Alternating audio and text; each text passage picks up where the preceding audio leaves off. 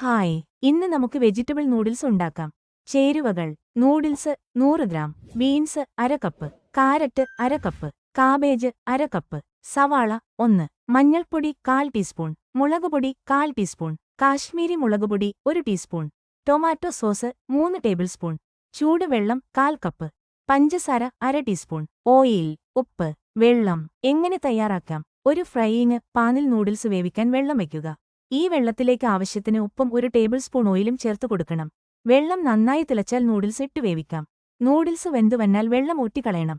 ശേഷം ഒരു പാൻ ചൂടാക്കി അതിലേക്ക് ആവശ്യത്തിന് ഓയിൽ ഒഴിച്ചു കൊടുക്കാം. ഓയിൽ ചൂടായി വന്നാൽ ബീൻസ്, കാരറ്റ്, കാബേജ്, സവാള എന്നിവ ചേർത്ത് വഴറ്റുക. ആവശ്യത്തിന് ഉപ്പും ഇട്ട് കൊടുക്കണം. ശേഷം മഞ്ഞൾപ്പൊടി, മുളകുപൊടി, കാശ്മീരി മുളകുപൊടി എന്നിവ കൂടി ചേർത്ത് വഴറ്റുക. ശേഷം ടൊമാറ്റോ സോസ് ചേർത്ത് യോജിപ്പിക്കുക.